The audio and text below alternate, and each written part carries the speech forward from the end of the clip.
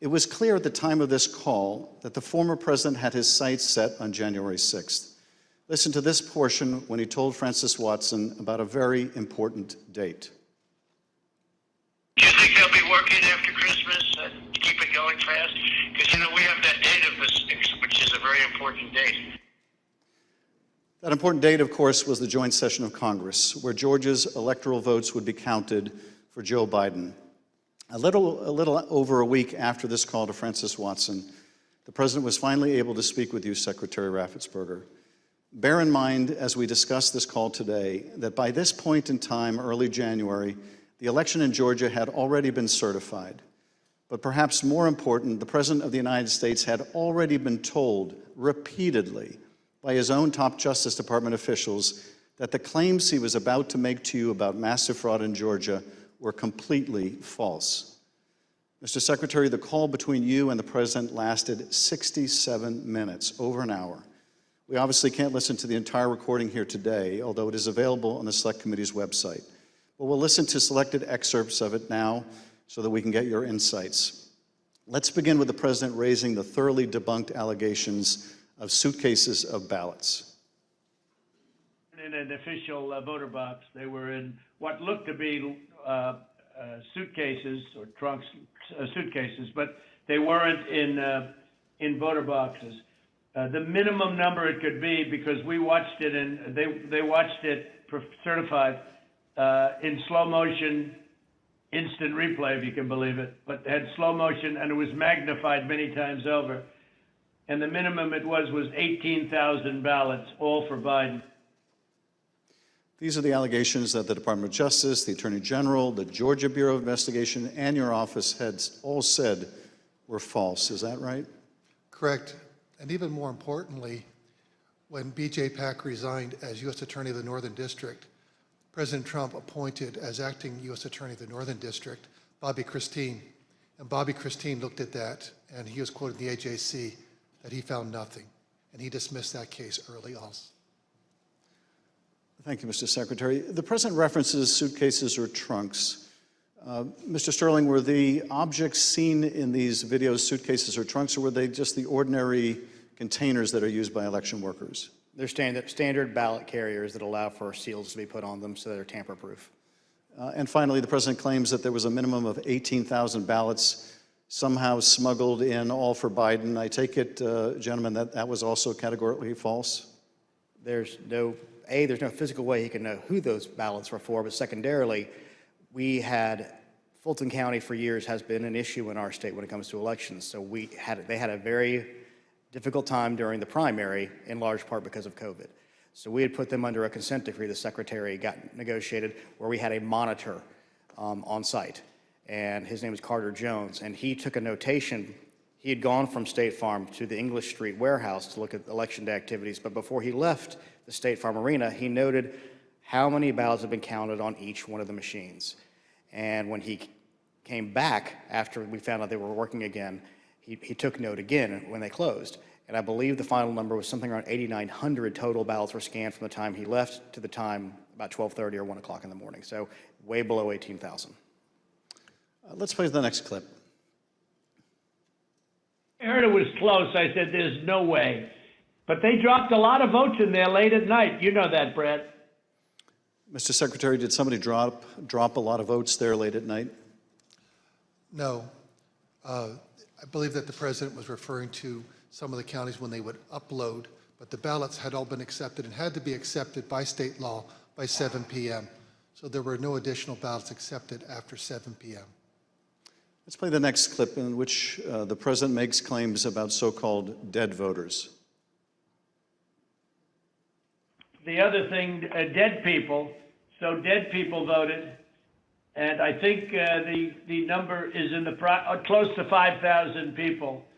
And they went to obituaries, they went to all sorts of methods to come up with an accurate number, and a minimum is close to about 5,000 voters. Mr. Secretary, did your office investigate whether those allegations were accurate? Did 5,000 dead people in Georgia vote? No, it's not accurate. And actually, in their lawsuits, they allege 10,315 dead people. We found 2 dead people when I wrote my letter to Congress. That's dated January 6th. And subsequent to that, we found 2 more. That's 1, 2, 3, 4 people, not 4,000, but just a total of 4, not 10,000, not 5,000. Let's play the next clip. And there's nothing wrong with saying that, that you've recalculated, because the 2,236 and absentee ballots, I mean, they're all exact numbers that were done by accounting firms, law firms, etc. And even if you cut them in half, cut them in half, and cut them in half again, it's more votes than we need. Mr. Secretary, is there any way that you could have lawfully changed the result in the state of Georgia and somehow explained it away as a recalculation? No, the numbers are the numbers. The numbers don't lie. We had many allegations, and we investigated every single one of them. In fact, I challenged my team, did we miss anything? They said that there was over 66,000 underage voters. We found that there was actually 0. You can register to vote in Georgia. When you're 17 and a half, you have to be 18 by Election Day. We checked that out, every single voter. They said that there was 2,423 non-registered voters. There were 0. They said that there was 2,056 felons. We identified less than 74 or less that were actually still in felony sentence. Every single allegation we checked. We ran down the rabbit trail to make sure that our numbers were accurate. So there's no way you could have recalculated it except by fudging the numbers? The numbers were the numbers, and we could not recalculate because we had made sure that we had checked every single allegation. And we had many investigations. We had nearly 300 from the 2020 election. Mr. Secretary, you tried to push back when the president made these unsupported claims, whether they were about suitcases of ballots or that Biden votes were counted 3 times. Let's play the next clip. President, they did not put that. We did an audit of that, and we proved conclusively that they were not scanned 3 times. Yeah, Mr. President, we'll send you the link from WSB that doesn't. I don't care about a link. I don't need it. I have a much better link. You told the president you would send him a link from WSB, which I understand is a local television station that had a unedited video from the State Farm Arena. But the president wasn't interested in that. He said he had a much better link. Mr. Secretary, at the time that you were on the call with the president, as we have shown, both the FBI and the Georgia Bureau of Investigation have proven these claims to be nonsense. And you told him about these investigations on the phone. Let's listen to what President Trump had to say about the state and federal law enforcement officers who investigated these false claims. There's no way they could find, then they're incompetent. They're either dishonest or incompetent, okay? There's only 2 answers, dishonesty or incompetence. There's just no way. Look, there's no way. But the president didn't stop at insinuating that law enforcement officers were either dishonest or incompetent. He went on to suggest that you could be subject to criminal liability for your role in the matter. Before I play that portion of the conversation, I'd like to show you something that the president retweeted a couple weeks before your call with him. Here's the president retweeting a post from one of his allies, a lawyer who was later sanctioned by a judge in Michigan for making false claims of election fraud. Let's take a look at that tweet. The tweet read, quote, "President Trump, @real Donald Trump, is a genuinely good man. He does not really like to fire people. I bet he dislikes putting people in jail, especially, quote unquote, Republicans. He gave @Brian Kemp, Georgia, and @Georgia Secretary of State every chance to get it right. They refused. They will soon be going to jail." So on your call, this was not the first time the president was suggesting you might be criminally liable. With that, let's listen to this portion of the call. I think you're going to find that they are shredding ballots because they have to get rid of the ballots because the ballots are unsigned. The ballots are corrupt. And they're brand new and they don't have seals. And there's a whole thing with the ballots, but the ballots are corrupt. And you're going to find that they are, which is totally illegal. It's more illegal for you than it is for them because you know what they did and you're not reporting it. That's a criminal offense. And you can't let that happen. That's a big risk to you and to Ryan, your lawyer. That's a big risk. Secretary Raffensperger, after making a false claim about shredding of ballots, the president suggested that you may be committing a crime by not going along with his claims of election fraud. And after suggesting that you might have criminal exposure, President Trump makes his most explicit ask of the call. Let's play a part of that conversation. So, look, all I want to do is this. I just want to find 11,780 votes, which is one more than we have, because we won the state. Mr. Secretary, was the president here asking you for exactly what he wanted?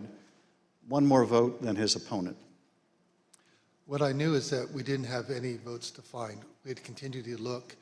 We investigated, like I just shared the numbers with you. There were no votes to find.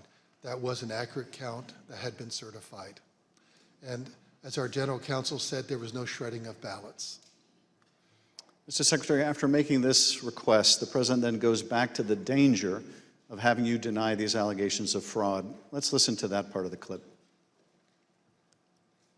And I watched you this morning, and you said, well, there was no criminality, but I mean, all of this stuff is very dangerous stuff. When you talk about no criminality, I think it's very dangerous for you to say that. Secretary Raffensperger, you wrote about this in your book, and you said, quote, "I felt then and still believe today that this was a threat. Others obviously thought so too, because some of Trump's more radical followers have responded as if it was their duty to carry out this threat. Please tell us what you, your wife, even your daughter-in-law experienced regarding threats from Trump's more radical followers." Well, after the election, my email, my cell phone was doxxed, and so I was getting text all over the country, and then eventually my wife started getting the text, and hers typically came in as sexualized texts, which were disgusting. You have to understand that Trish and I, we met in high school, and we've been married over 40 years now, and so they started going after her, I think, just to probably put pressure on me. Why don't you just quit, walk away? And so that happened. And then some people broke into my daughter-in-law's home, and my son has passed, and she's a widow and has 2 kids. And so we're very concerned about her safety also. And Mr. Secretary, why didn't you just quit and walk away?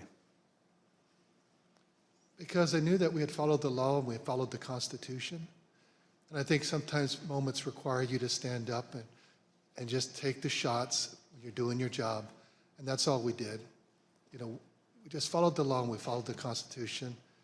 And at the end of the day, President Trump came up short. But I had to be faithful to the Constitution. And that's what I swore an oath to do. During the remainder of the call, the former president continued to press you to find the remaining votes that would ensure his victory in Georgia. Let's listen to a little more. Why wouldn't you want to find the right answer, Brad, instead of keep saying that the numbers are right? So look, can you get together tomorrow? And Brad, we just want the truth. It's simple. And everyone's going to look very good if the truth comes out. It's okay. It takes a little while, but let the truth come out. And the real truth is I won by 400,000 votes, at least. So what are we going to do here, folks? I only need 11,000 votes. Fellas, I need 11,000 votes. Give me a break.